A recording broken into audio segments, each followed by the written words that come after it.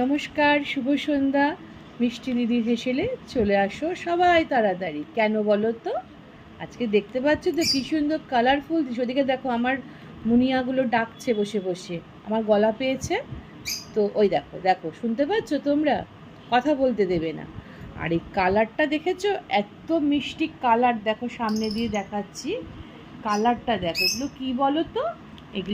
এগুলোকে বলে হচ্ছে, এই ফলগুলোকে করম চা। করম চা কিন্তু জেনারেলি বাজারে খুব কম দেখতে পাওয়া যায়। তো আমি রিসেন্ট বাজারে পেয়েছিলাম, কারণ ওই যে বিপত্তারিণী না কি পুজো ছিল, সেই পুজোতে কিন্তু করম চা বোধহয় লাগে। তো বাজারে পেয়েছিলাম, তো আমি নিয়ে এসেছি। এটা কিন্তু যারা আমাদের বয়স্ক মা, মাসি, কাকিমা, জেঠিমা, এরা কিন্তু চেনে খুব ভালো করে। কিন্তু নতুন প্রজন্মের ছেলেমেয়েরা কিন্তু না জানারই কথা, তাদের কোনো দোষ নেই। তারা কোথা থেকে জানবে বলো, না দেখতে পেলে? তো সেই জন্য আজকে তুলে ধরলাম করম চা জিনিসটা। করম চা ফলটাকেও তোমাদেরকে সামনে থেকে দেখাচ্ছি, দেখো। আর কি বলো তো, কী বানাবো সেটাও তোমাদের দেখাবো। দেখো, আমরা তো সবাই চেরি ফল খেয়ে থাকি, বলো আমরা কি সত্যিকারের চেরি ফল খাই বলো? ওগুলো কিন্তু অরিজিনাল চেরি না। চেরি কিন্তু আলাদা গাছে চেরি ফলের গাছ আছে, কিন্তু আমরা যেটা খাই সেটা জানো তো, এই করম চা দিয়ে করে চেরি ফলটা। সেটা কিভাবে করে সেটাই আজকে তোমাদের সামনে তুলে ধরবো, যে আমরা কিভাবে নকল চেরি ফলটা খাই। তো সেটা বানানোর জন্য তোমাদের তো করম চা নিয়ে তোমাদের দেখালামই হাতে করে। এই দেখো কি মিষ্টি কালারটা, না কালারটা অদ্ভুত সুন্দর হয়। আর এই করম চা দিয়ে নানান রকম জিনিস খাওয়া যায়। আর এখানে নিয়েছি চিনি। আর এটা কি বলো তো? এটা হচ্ছে চুন, ওই যে পানে যে চুন খায়, সেই চুনটা আমি জলে ভিজিয়ে রেখেছি। আর এটা হচ্ছে একটু রেড কালার। ব্যাস, এই ছোট্টখাট্ট এই উপকরণ দিয়ে কিন্তু তোমাদেরকে আজকে যে নকল চেরি ফল আমরা খাই, সেই চেরি ফলটাই কিন্তু দেখাবো। আমরা কিন্তু সত্যিকারের অরিজিনাল চেরিটা কিন্তু আমরা বাজারে পাই না, জানো তো। ওর কিন্তু অনেক দাম। চলো তাহলে দেখো কিভাবে চেরি ফল বানাবো। ওকে, দেখো প্রথমে কি করবে, ফলগুলোকে নেবে, করম চাগুলোকে নিয়ে আস্তে করে এরকম চিড়ে নেবে। হ্যাঁ, এরকম করে আস্তে করে একটা ছুরি দিয়ে চিড়ে নেবে। নিয়ে এই যে আমরা যে দাঁত খোঁচাই না, কোথায় গেল কাঠিটা, এই যে এর ভেতরে একটা শ্বাস থাকে, এই শ্বাসটাকে জাস্ট একটু বের করে নিতে হবে এরকম করে, বুঝেছো তো? এই যে, ছুরির আগা দিয়েও করতে পারো। আমি দাঁড়াও, ছুরির আগা দিয়েই করছি। অনেক কটায় থাকে, অনেক কটায় থাকে না, এটাই নেই। এরকম করে করে প্রত্যেকটা ফলের একটুখানি চিড়বে, চিড়ে ভেতরের শ্বাসটাকে বের করে নেবে। দেখেছো কিরকম কষ বেরোচ্ছে? এই দেখো, এই কষটা কী করে মানে রিলিজ করব, কী করে মানে কষটা থাকবে না, সেটা তোমাদের দেখাবো। ওকে, এই দেখো, এই শ্বাসটাকে বের করে নাও, এই সাদা সাদা শ্বাসটা। এই যে দেখো, এই যে বের করছে এগুলো সাদা শ্বাসগুলো। এই যে দেখো, তোমাদের দেখালাম না যে বীজগুলোকে বের করতে হবে কিভাবে।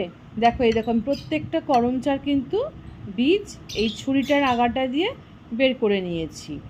তোমরা দেখবে যে কেন বলছি নকল চেরি ফল, তোমরা যখন বাজারে গিয়ে চেরি ফল কিনবে, দেখবে এরকম প্রত্যেকটা চেরির গায়ে না এরকম চেরা চেরা রয়েছে, দেখতে পাবে। লক্ষ্য করে যে আজকে যে আমি বলে দিলাম, এর পরবর্তী সময় কিনতে গেলে তোমরা খেয়াল করবে প্রত্যেকটা চেরি ফল এরকম তোমার কাটা থাকে। তার কারণ কি?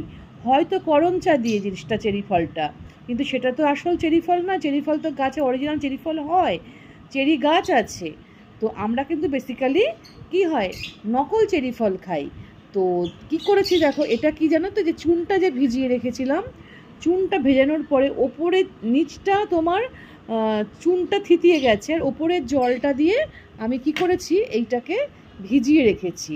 এটা মিনিমাম 2 থেকে 3 ঘন্টা কিন্তু আমি ভিজিয়ে রাখবো, কারণ এর মধ্যে প্রচুর কষ থাকে, জানো তো। তো সেই কষটা যাতে কেটে যায় সেই জন্যে চুন জলে ভিজিয়ে রেখেছি। আর তোমার দেখবে বিয়েবাড়িতে কিন্তু আমের যখন চাটনি হয়, ওরাও কিন্তু সেই টক আমগুলোকে কিন্তু চুন জলেই ভিজিয়ে রাখে, যাতে কষটা বেরিয়ে যায়। আর করম চার মধ্যে প্রচুর কষ ছিল। এটা থাক 2-3 ঘন্টা ভেজানো, তারপরে আমি তোমাদের কাছে আবার ফিরে আসব। তোমরা প্রতিটা জিনিস স্টেপ বাই স্টেপ দেখো, তোমাদের কাছেও ইজি হয়ে যাবে। আজকে এই জিনিসগুলোর হয় বলেই বাজারে কিন্তু আমরা করম চা দেখতে পাই না, কারণ হচ্ছে এগুলো চলে যায় সব বিভিন্ন ফ্যাক্টরিতে, করম চাগুলো গিয়ে ওগুলো প্রসেস হয়ে চেরি বলে বেরিয়ে আসছে। তো আমরা এই জন্যে বাজারে নকল চেরি ফলই খাই, কিন্তু অরিজিনাল চেরি ফল আমরা পাই না। আছে নিশ্চয়ই, সেটা নেই বললে ভুল হবে, তার কিন্তু অনেক দাম।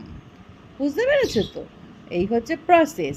তা চলো কী কী প্রসেসে চেরি ফলটা হবে দেখাবো। আমি 2 থেকে 3 ঘন্টা পরে তোমাদের কাছে আবার ফিরে আসবো, মানে এই কষটা আগে বেরিয়ে যাক, তারপরে আমি আসছি। ঠিক আছে, চলো তাহলে। দেখো, তোমাদেরকে তো দেখালাম যে চুন জলে করম চাটা ভিজিয়ে রেখেছি। মজার জিনিসটা দেখো যে চুন জলের কালারটাই আমার চেঞ্জ হয়ে গেছে, দেখতে পাচ্ছ? এই দেখো, পুরো হলদে হলদে হয়ে গেছে।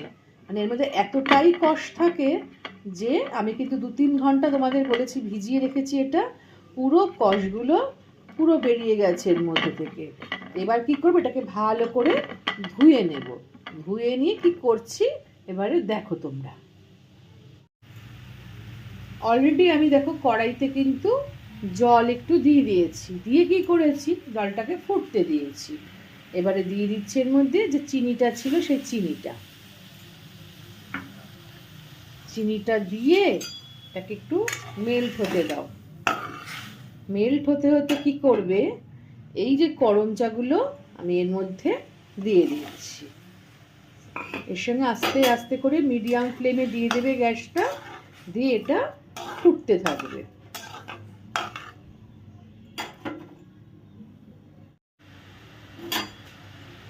এটা কিন্তু মিডিয়াম ফ্লেমে সুন্দর করে ফুটছে চিনির শিরার মধ্যে।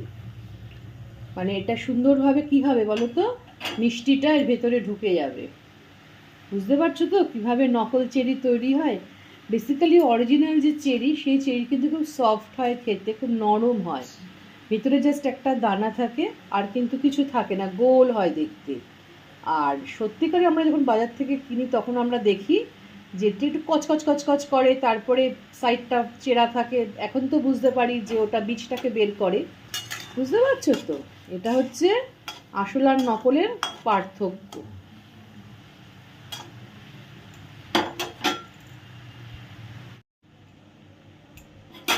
এতে তোমার চেরি ফল কী করে মিষ্টি হবে তার ব্যবস্থা চলছে। এবার চেরি ফলের রেড কালারটা তো আনতে হবে, সেটা কি করে আনবো, এই যে একটু ফুড কালার এনেছি লাল, সেটা এর মধ্যে দিয়ে দিলাম, অল্প একটু দিয়ে দিয়েছি। এবার এইটা সমেতই ফুটতে থাকবে। এটা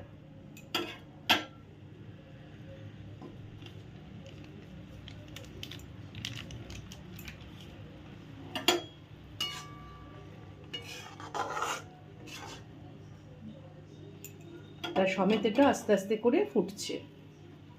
এইটাতে আসবে কালার।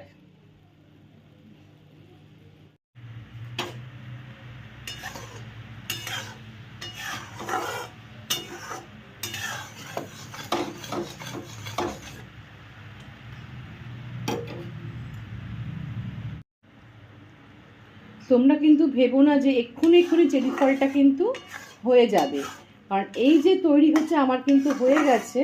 আমি গ্যাসটাকে কিন্তু অফ করে দেবো এবার।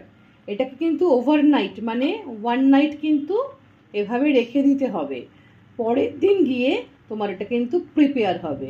এখন আমি এটা নিয়ে একটু নামিয়ে নিচ্ছি একটা কাচের বাটিতে। দেখো, আমি এটা কাচের বাটিতে ঢেলে নিয়েছি। চেষ্টা করবে সবসময় কাচের জিনিসেই ঢালতে, কারণ যেহেতু এটা টক জাতীয় জিনিস, আমি চিনি দিয়ে মিষ্টি করেছি। ঠিক আছে, তো ঢালার পর এটা কিন্তু আমার 1 নাইট পুরো থাকবে। কাল সকালে তোমাদের সঙ্গে আবার দেখা হবে যে কীরকম আকার আকৃতি এটা নিয়েছে, তোমাদেরকে দেখাবো। ওকে, তাহলে চলো এখন আমি তোমাদের কাছ থেকে বিদায় নিচ্ছি। আবার মর্নিংয়ে তোমাদের সঙ্গে দেখা হবে। এখনকার মতো বিদায় নিই, শুভরাত্রি। সবাই ভালো থেকো, সবাই সুস্থ থেকো। ঠিক আছে, আমি কিন্তু ব্লগটা এন্ড করছি না। ঠিক আছে, রাতটা তোমরা ভালোভাবে কাটাও, সবাই ভালো থেকো, সুস্থ থেকো। তা এখন তোমাদের কাছ থেকে বিদায় নিচ্ছি, আবার কাল সকালে দেখা হবে। চলো তাহলে।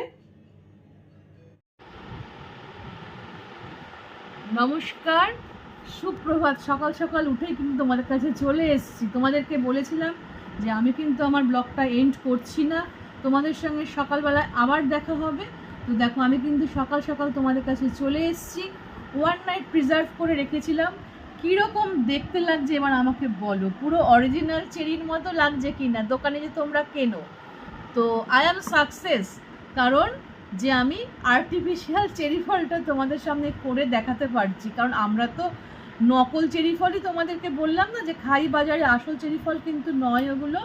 তো সেটা যে কিভাবে তৈরি হয় দেখো, একদম রেড হয়ে, দেখো যেরকম থাকে লাল, ঠিক সেই রকমই হয়েছে, আর তেমনি মিষ্টিও হয়েছে। আমি একটা খেয়েছি, খেয়ে দেখেছি সুন্দর মিষ্টিও হয়েছে, প্লাস তোমার কালারটাও রেড এসে গেছে। তাহলে তোমরা শিখে নিলে তো যে কিভাবে নকল চেরি ফল তৈরি করা হয় বাজারে। তো যদি তোমাদের ইচ্ছা জাগে যে হ্যাঁ আমরা এটাকে তৈরি করব, তাহলে তোমরা অবশ্যই বাড়িতে তৈরি করে দেখবে। আমি যেভাবে তোমাদের শিখিয়ে দিয়েছি ওভাবেই করো, তাহলে দেখবে একদম পারফেক্ট কিন্তু এই জিনিসটাই আসবে, ঠিক আছে? আর যদি তোমাদের কোনো মতামত থাকে যে মিষ্টি দিদি এই জিনিসটা বুঝতে পারছি না, আমি নিশ্চয়ই তোমাদেরকে আমি জানাবো সেটা, যে যদি কোনো প্রবলেম হয়। তো তোমরা ভালো থেকো, আজকে তাহলে এখানে এন্ড করছি সকালবেলাতে। তোমরা সবাই ভালো থেকো, সুস্থ থেকো। আজকে সানডে, তোমরা সারাটা দিন সবাই ভালোভাবে কাটাও, এটাই আমি প্রার্থনা করি। আর তোমরাও প্রার্থনা করো তোমাদের মিষ্টি দিদিও সুস্থ থাকে তার পরিবারকে নিয়ে, ঠিক আছে?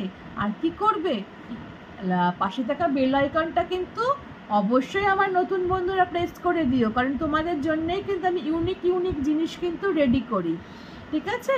তা নতুন বন্ধুরা যারা তোমার আমরা ব্লগ দেখছো কিন্তু কমেন্ট করছো না, আমি বুঝতে পারছি না, তারা কিন্তু আমাকে পাশে থাকা বেল আইকনটা প্রেস করে একটু কমেন্ট করে দিও। আর পুরনো বন্ধুদের তো আমার অসংখ্য অসংখ্য ভালোবাসা, আর বড়দের আমার প্রণাম। সবাই প্রত্যেকে ভালো থেকো, সুস্থ থেকো, আর সাবধানে থেকো। তাহলে হ্যাপি সানডে বলে আজকে তোমাদের থেকে আমি বিদায় নিচ্ছি। ওকে, টাটা।